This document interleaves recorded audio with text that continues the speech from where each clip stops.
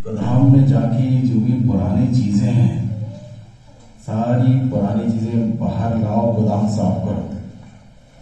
जब उसने गोदाम से सारी चीजें बाहर लाई, उस गोदाम में एक गाना बजाने वाला एक वादन था जिसका नाम है वायलिन।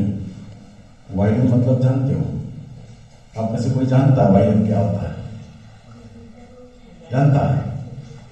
हाँ या ना? कोई जानता है वायलिन क्या है? नहीं जानते हैं? तो नहीं जानते बोलने के लिए इतना टाइम लग गया। गिटार देखा आपने? गिटार कितने लोगों ने देखा? हाँ चलो, काफी लोगों ने गिटार देखा। गिटार देखा है तो वायलिन क्या आप लगभग समझ सकते हो। गिटार जैसे ऐसे बजाते हैं, ठीक है? वायलिन उससे छोटा होता है और यहाँ पर रखते हैं और एक क्या बोलते हैं, पतले धागे जैसे होता है, उसमें वो बजाते, बहुत मधुर संगीत उसमें से निकलता है। गिटार आपको 5,000 10,000 या उसके आसपास मिल सकता है, लेकिन वायलिन उससे महंगा होता है। वायलिन हर कोई नहीं बजा सकता, बहुत ही जबरदस्त कोई म्यूजिशियन है, कलाकार है, तभी वो बजा सकता है, ठीक है? तो एक पुराना वायलिन उस गोदाम में था।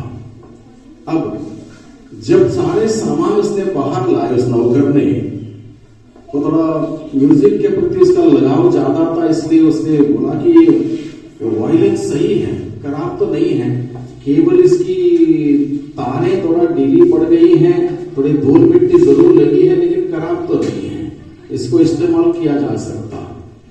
तो मालिक से जाके उसने बताया कि इस्तेमाल किया जा सकता। ऐसी कई चीजें और हैं जो फेंकने के बजाय या जलाने के बजाय हम उसको इस्तेमाल कर सकते, इसको हम यूं ही बाहर ना फेंके।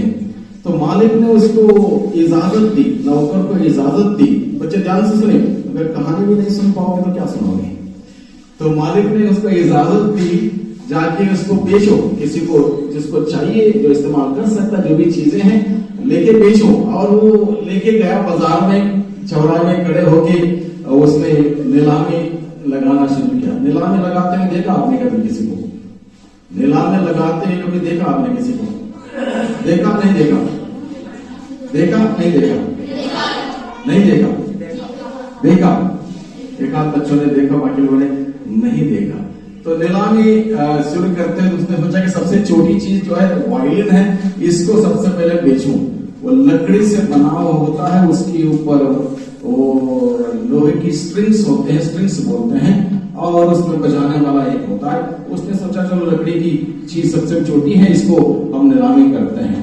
तो उसने बड़ी धीमी आवाज से शुरू किया एक पुरानी वायलिन जिसकी कीमत 1 रुपया। 1 रुपया, 1 रुपया, 1 रुपया। तो तब तक भीड़ इकट्ठा हुई।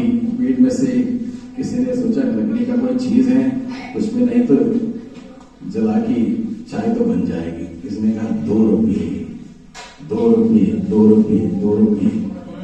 तब तो और किसी ने कहा 3 रुपये, 3 रुपये। तो और आगे किसी ने बोली नहीं लगाई। लोगों को समझ में नहीं आया, जैसे आप लोगों को समझ में नहीं आता, लोगों को समझ में नहीं आया इससे क्या करें। तो उसके बाद जब भीड़ इकट्ठा हुई, 3 रुपये तक पहुंचा, एक कलाकार वहां पर आया। कलाकार सामने आया, उसने अपने जेब से रुमाल निकाला, उस वायलिन को अपने हाथ में लिया और उसको पहुंचा बहुत बढ़िया से। उसमें चमक दिखाई देने लगी, चमकने लग गया। और वो बजाने जानता था वायलिन, उसके तारें जितने ढीली पड़ गई थी, उसको जरूरत के अनुसार उसने टाइट कर दी। उसके बाद एक गाना बजा के सुनाया, और वायलिन से बजाए और गाना बहुत अच्छा लगता है किसी को। बांसुरी से भी ज्यादा मधुर संगीत निकलता है वायलिन से। उसने बजा के जब सुनाया और लोग इकट्ठा हुए, सुनने वाले मंदमुग्ध हो गए। उसके बाद उस कलाकार ने उस वायलिन को उसी व्यक्ति को दिया जो नीलामी लगा रहा था, बोल रहा था, उसी को दिया और वापस चला गया। अब यह व्यक्ति बुलंद आवाज से दोबारा नीलामी शुरू करता है। अब इसको लगा कि ये वायलिन इतना बेकार नहीं है, बहुत अच्छी है, अच्छा काम आ सकता है, कीमती है। इसलिए इस वक्त इसने बुलंद आवाज से नीलामी करते हुए कहा, एक अनमोल वायलिन जिसकी कीमत है 1000 रुपए, 1000 रुपए, 1000 रुपए। तुरंत भीड़ में से आवाज आती है 2000 रुपए, और किसी ने आवाज लगाई, बोली लगा 3000 रुपए। कुछ समय पहले 1 रुपया था, 2 रुपया था, 3 रुपया था, अब 1000 में कैसे बदल गया? वायलिन वही है, वायलिन वही है, हजारों में कैसे कीमत बढ़ गई इसकी? बात क्या है, कोई बता सकता है? अब वायलिन वही है, नीलामी करने वाला वही है, अब उसकी कीमत कैसे बढ़ गई? कोई बताए? कोई अंदाजा? ध्यान देंगे तो कुछ अंदाजा होगा। कीमत क्यों बढ़ गई उसकी? वही के सही उसी वायलिन की कीमत क्यों बढ़ गई? क्यों बढ़ गई? क्यों बढ़ गई उसकी कीमत? क्या हुआ वहां पर? हुआ क्या?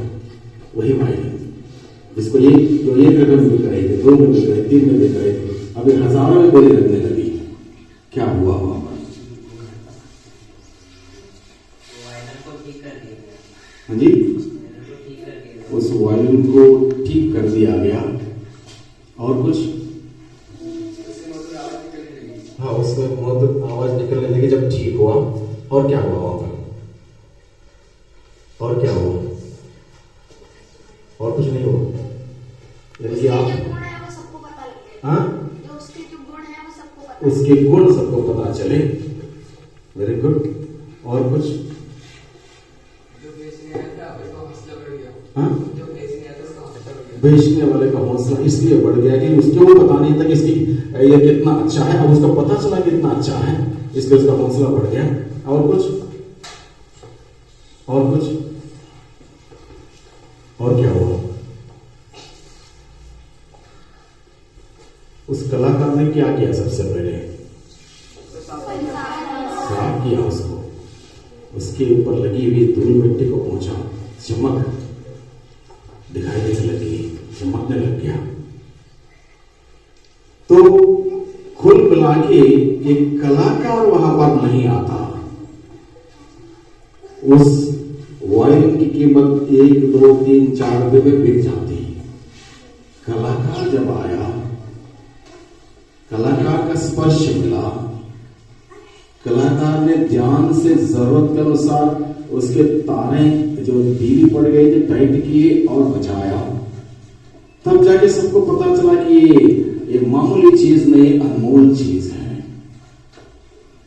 प्यारे बच्चों, हर इंसान जब छोटा होता है, ज्ञान हासिल करने लगता है, उसको पता नहीं चलता उसकी कीमत क्या है, लोगों को भी पता नहीं चलता उसकी कीमत क्या है।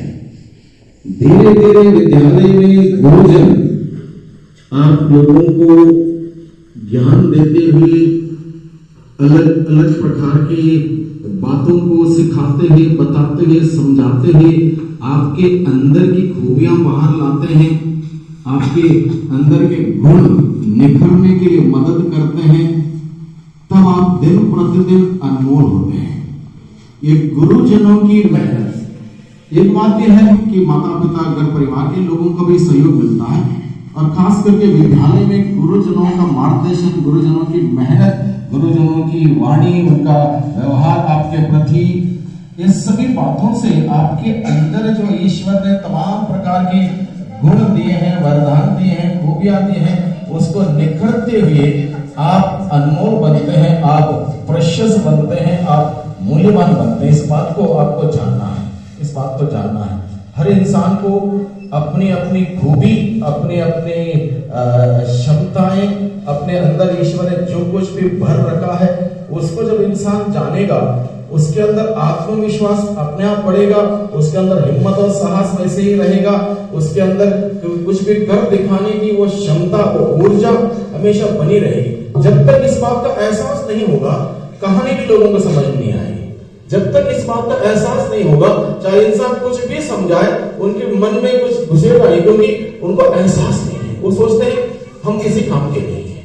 जब पता चलता हम बहुत कुछ काम के हैं, बहुत कुछ काम के हैं, सारी बात दिमाग के अंदर जाएगी, दिमाग खुल जाएगा, दिमाग की बत्ती जल जाएगी।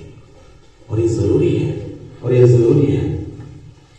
तो बच्चों, जब आप इस विद्यालय से कक्षा 8 की परीक्षा देकर यहां से आगे बढ़ोगे, दूसरा विद्यालय में जाओगे, आप इस बात को मत बोलना कि आप मूल्यवान हैं। आपको ईश्वर ने बहुत सारी खूबियां दी हैं। क्या जाने कोई आप में से कोई बड़ा नेता होगा, कोई बड़ा अधिकारी होगा, बड़े बड़े पद में आप जाओगे, लेकिन बुनियाद ना भूलना, बुनियाद मत भूलना। मंजिला 40 महल का भी हो सकता है, यानी कि बिल्डिंग 40 मंजिलों की भी हो सकता है। बुनियाद महत्वपूर्ण है, बुनियाद महत्वपूर्ण है। जिस विद्यालय से आपको बुनियाद मिली, शिक्षा की बुनियाद मिली, ज्ञान की बुनियाद मिली, आपको अपने गुणों का निखरने का वो बुनियाद मिली, उसको मत भूलना। और जब इस बात को याद रखेंगे तब आप सही दिशा में आगे बढ़ेंगे। बहुत सारे लोग बड़े होते होते ऐसा प्रतीत होते हैं, ऐसा व्यवहार करने लगते हैं जैसे कभी विद्यालय गए ना हो। बड़े होते होते उनका व्यवहार, उनकी बातचीतें, ऐसा लगता है कभी विद्यालय गए ना हो। बहुत सारे लोगों को हम देखते हैं, डिग्रियां जरूर हैं, डिप्लोमा है, बड़ों से कैसे बात करना उनका मालूम नहीं है, क्या शिष्टाचार है उनको मालूम नहीं है, अनुशासन क्या है उनको मालूम नहीं है। तो ऐसे में वो शिक्षा का या डिग्री का पेपर केवल पेपर है। हमारे पूर्व राष्ट्रपति APJ अब्दुल कलाम ने ये कहा, जब तक आपके जीवन से वो विद्या नजर नहीं आएगी तब तक वह डिग्री एक पेपर मात्र है। ऐसा ना हो, आपके जीवन में ऐसा ना हो, जहां भी आप जाओगे आपको देखने से अगला व्यक्ति समझ जाए कि ये पढ़ा लिखा व्यक्ति है, ये संस्कार से भरपूर व्यक्ति है, ये डिसिप्लिन व्यक्ति है, अनुशासन व्यक्ति है, ये नेक व्यक्ति है, ऐसा कुछ जीवन बिताए। इसलिए मेरा संदेश आप लोगों के लिए छोटे 2-3 शब्दों में इसको याद रखना। कभी अपने चेहरे को चमकाने मत जाना, हमेशा चरित्र को चमकाना।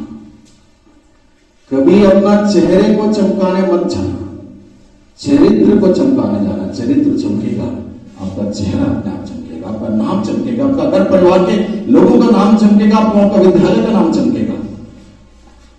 चरित्र चमकाओगे, हर जगह आप चमक जाओगे। चेहरा चमकाने से 2 घंटे के अंदर सब बेकार हो जाएगा, फिर उसको पोतना पड़ेगा, बाद में एक बार उतर जाएगा, बहुत ग्रुप लगोगे। इसलिए चेहरा चमकाने मत जाना, चरित्र चमकाना, बड़ों की बात मानना, आज्ञा का पालन करना, समाज में एक अनुशासित जीवन बिताना, लोग आपसे सीखे, आपको देखकर सीखे, जिंदगी जीने की कला आपको देखकर सीखे। ऐसा बड़ों से व्यवहार किया जाता है, छोटों से ऐसा व्यवहार किया जाता है, ये अनुशासन है, ये सिस्टम है। लोग आपके बोले बगैर आपको देख के सीखे। ऐसा जीवन बिताने का प्रयास करें। कामयाबी तब है, जिंदगी का मकसद तब उजागर होता है कि हम इस धरती पर मामूली जीव नहीं है, हम बुद्धिजीवी हैं, और इस बुद्धिजीवी को हमारे व्यवहार के द्वारा दूसरों के साथ हम जताएं। ये बहुत ही महत्वपूर्ण है। दूसरी बात, हमेशा उपयोगी बने, घर परिवार के लिए, समाज के लिए, देश के लिए, जहां आप रहते हैं, काम करते हैं, उपयोगी बने। स्वार्थी वर्ग दुनिया भर में। उपयोगी बनने का मतलब दूसरों की मदद में आना, दूसरों के काम में आना, दूसरों की सेवा में आना। ऐसा जीवन बिताएं, उपयोगी बने। और तीसरी बात, खुदा का डर हमेशा रहे। जिस दिन खुदा का डर, उस ईश्वर का डर, उस परमात्मा का डर हमारे अंदर खत्म हो जाएगा, इंसान के अंदर की इंसानियत खत्म हो जाएगी, इंसान के अंदर की इंसानियत खत्म हो जाएगी। और आजकल देखते हैं, अखबारों में पढ़ते हैं, टीवी में और व्हाट्सएप में आता है, अलग अलग प्रकार की घटनाएं, दर्द भरी घटनाएं। क्यों? इंसान ईश्वर से